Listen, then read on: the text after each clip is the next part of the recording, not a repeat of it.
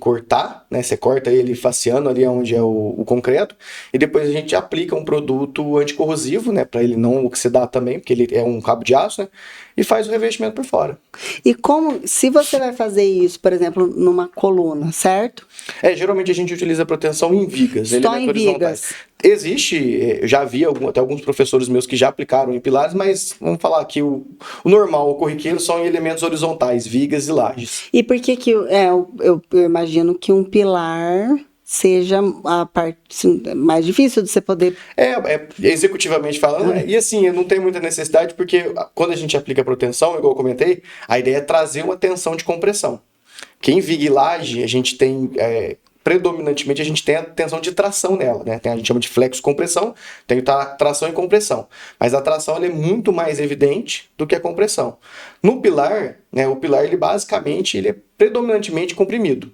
Então ele já tem ali a utilização dele, né? É um elemento vertical que está sendo apertado pela gravidade e pelas cargas, né? Então ele já está tendo essa compressão ali. Então acaba sendo difícil utilizar a proteção no pilar por questão executiva e também por necessidade. Mas geralmente vão trabalhar em elementos horizontais. Ah, entendi. E aí, a hora que você tem essa outra proteção que não movimenta, e qual que seria a diferença de uma e de outra estruturalmente falando? A proteção, quando a gente calcula a proteção, né, assim que concretou a laje, puxou os cabos, né, na hora que a gente solta ele, né, ele tem uma cunha e ele vai travar. Nesse retorno, a gente chama de perda. Ele já tem um relaxamento natural, né, imediato, e um relaxamento ao longo do tempo. A gente chama de perda. Quando eu tenho a proteção aderente, essa perda é menor. Porque o cabo de aço está em contato direto com o concreto. E eu tensiono ele antes. Então eu só vou soltar esse cabo depois que o concreto já tá curado e ele já está tensionado. No caso da não aderente, o concreto seca primeiro, atinge uma certa resistência, aí a gente vai lá e puxa o cabo. Então o concreto, vamos falar, a proteção aderente, ela tem menos perdas do que o concreto não aderente, a proteção não aderente. Por isso que é utilizado em obras de infraestrutura. Porque quanto menos perda eu tenho, mais eficiência a gente ganha na estrutura. Obras de infraestrutura, além da carga ser muito maior, né? A gente está falando de um tráfego de carro, caminhão, né? Eu também tenho vãos de 20, 30 metros que dificilmente a gente vai ter em edifício residencial. Né? A gente tem o exemplo do mastro, por exemplo, né? Mas geralmente prédio, casa, a gente vai ter vão aí na faixa de 8 a 10 metros. Ponte eu já vou ter, se eu atravesso um viaduto numa faixa da Bandeirantes, eu tenho ali 20, 30 metros fácil para ter que vencer. Então é utilizado geralmente em elementos pré-moldados para a gente ter menos perda de proteção. Entendi. Então é só para quando a gente... A escolha seria... isso aqui é pré-moldado, isso daqui não vai ser... Geralmente a estrutura pré-moldada ela tem que ter a proteção aderente. Porque ela já vem pronta. Eu já preciso estar com ela protendida, né? É a única diferença. É a única diferença. Se você for pensar, falar, não, essa daqui é aderente, é melhor para ponte, essa daqui não, é melhor para prédio, não tem nada a ver. Não, é mais uma questão executiva. É difícil a gente executar uma proteção. Porque, por exemplo, a proteção aderente, como a gente tensiona esse cabo antes de concretar, o perfil dele na estrutura é reto.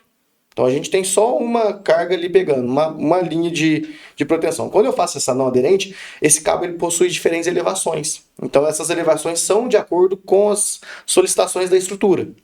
Então para a estrutura residencial, comercial, seja de médio ou grande porte, é mais interessante eu ter essas curvaturas, né? Porque eu tenho uma limitação de tamanho de elemento.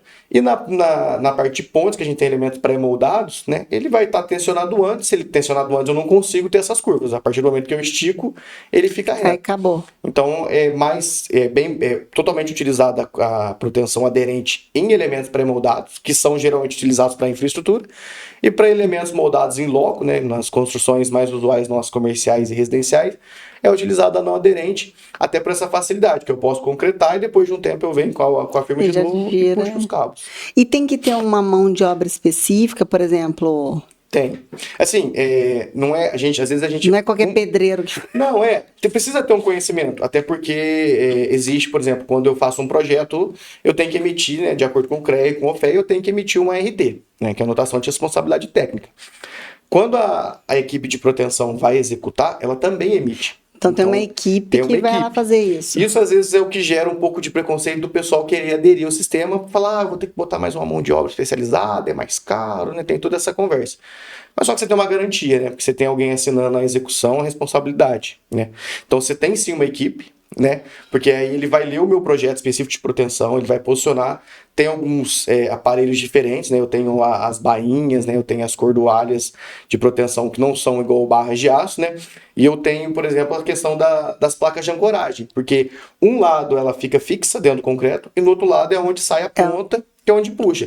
Então tem todo esse correto posicionamento. Então sim, é uma firma especializada, é uma empresa especializada, mas não é nada de outro mundo, entendeu? Mas são engenheiros que vão lá. E tem que fazer cálculo. Para proteção? Tem. Esse cálculo sai do meu projeto.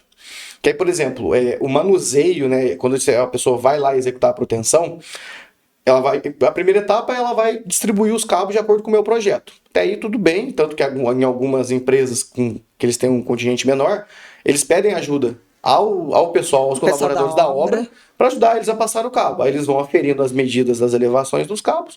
Depois que concretou, eles têm que vir com um macaco hidráulico, né, e uma bomba hidráulica com manômetro, né, para medir a pressão, e tem que puxar o cabo, uma certa força já estipulada no projeto, que é normativa, e ele tem que medir um alongamento. Então precisa ser uma mão de obra especializada. Precisa ser uma mão de obra já com treinamento.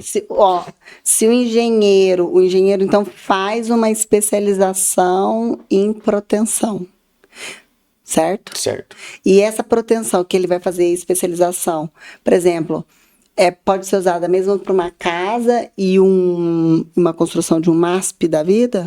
Pode, não tem problema. A mesma coisa. Assim, o cálculo da proteção é basicamente o mesmo. Né? Até para aderente e não aderente, o cálculo da proteção é o mesmo, porque eu estou inserindo uma carga nova na estrutura. A diferença são as cargas, por exemplo, são as perdas que eu vou utilizar, né, da não aderente para aderente, mas a especialização em proteção, né, eu sou especialista em projeto de estrutura de concreto armado e protendido. Eu posso executar proteção aderente ou não aderente, né? Isso não impede. Num MASP ou numa obra residencial, numa obra de prédio de grande porte e numa de pequeno porte. Claro, é interessante que a gente tenha um conhecimento, né, para fazer esse projeto, para a gente garantir a segurança e a eficiência dele. Ah, entendi. Então, assim, a parte de você falar assim, tem um preconceito de achar que é mais uma equipe, mas aí seria por conta da especialização dessa equipe, de ter essa mão de obras. Uma mão de obra especializada, porque não é, igual você falou, não pode ser qualquer um que vai executar, porque a gente está falando... Não, porque você vai botar um cabo lá no meio do concreto por exemplo, se eu tenho um trecho de um projeto que eu tenho ali 15 cabos e uma viga, por exemplo, cada cabo vai ser puxado por uma força de 15 toneladas. Então você imagina 15 cabos sendo puxados a 15 toneladas. É muita carga, muita força. Então se o projeto não tivesse sido bem feito, não tivesse sido bem aferido na obra, a gente pode ter problema ali. E no ato da proteção, ela pode estourar um elemento ali. Pode estourar um elemento de concreto. Então, assim, tem que ter É bom a gente inserir um pouco esse medo, porque assim, eu não preciso ter especialização para fazer projeto de concreto protendido. A minha graduação me permite. Mas na graduação a gente não tem essa matéria voltada para projeto. Então acaba que a gente tem que buscar essa especialização. Agora, na parte da execução, aí sim, aí tem que ser uma firma treinada, né, que saiba manusear o equipamento, fazer a leitura desse equipamento, para que ele, né, faça essa puxada dos cabos de acordo com as normas, de acordo com o projeto. Imagina você puxar um cabo de qualquer jeito, que... imagina que a pessoa vai utilizar, não sabe ler o manômetro, né?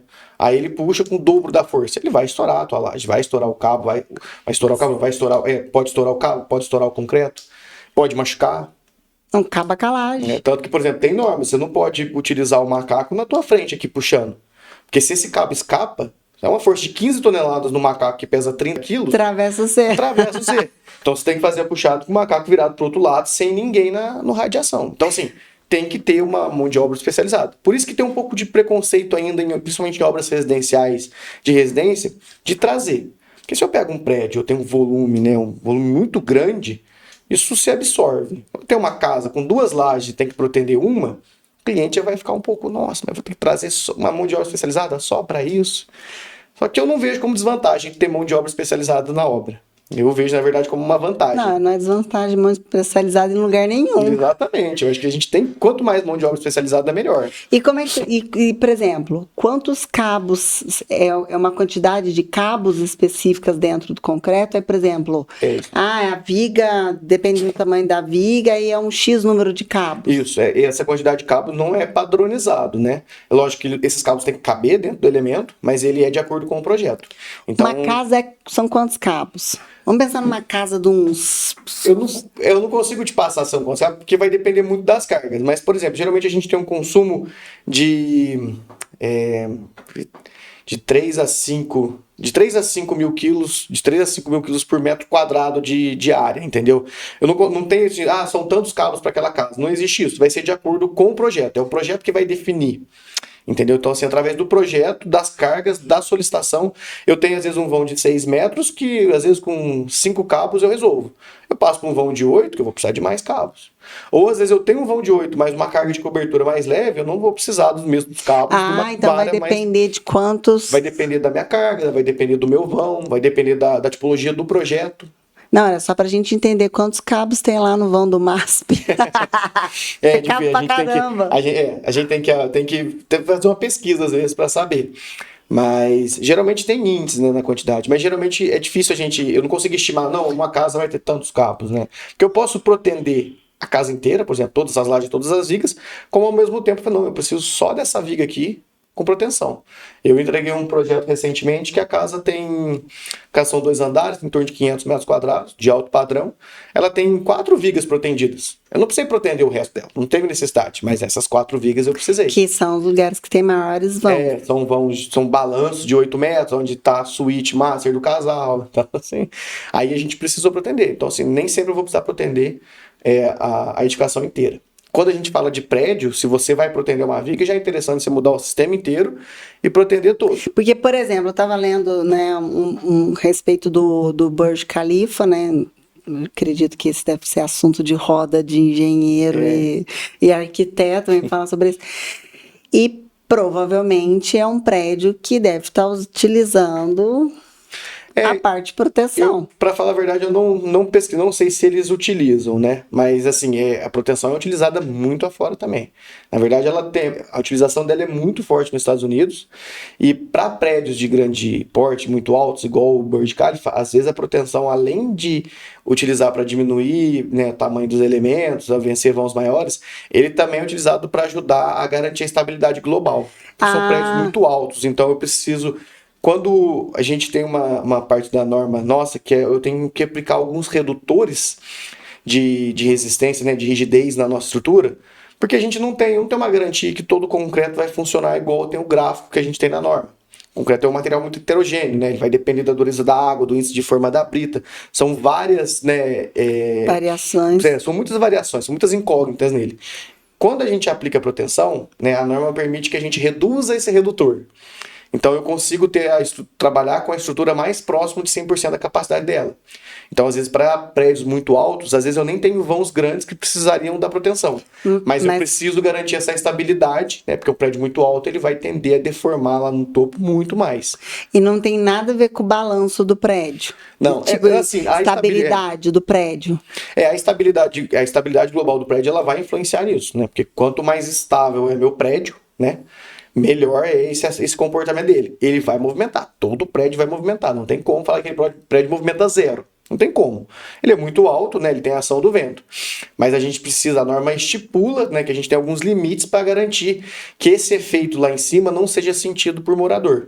Porque se você for pensar, principalmente, vamos pegar, não conheço o Burj Khalifa, mas você tem prédios enormes em Balneário Camboriú. Sim. Você tá lá, todo mundo construiu o maior prédio da América Latina, Balneário Camboriú. E se você passa por lá, o prédio ele não é largo, ele é fino. Sim. Então você olha e fica assim, ó, como que esse São prédios muito esbeltos, né? Para em pé e ali, como é litoral, ele tem a força do vento ali é maior. Como é que esse prédio dessa altura ali na região sul é onde a gente tem os maiores índices de velocidade do vento, né? Ali o vento, a pressão do vento ali é bem maior do que aqui, por exemplo, no sudeste. Então ali tem essa questão também. Tanto que tá sendo construída agora a Sena Tower, né? Que vai ser o maior edifício residencial.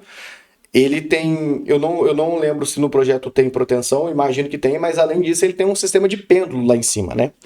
Que é um sistema para equilibrar. Então, se o prédio tem uma ação de um lado, ele faz uma ação contrária. Porque acontece, você tem morador lá no, né? Você tem acho que os últimos andares é um triplex, né?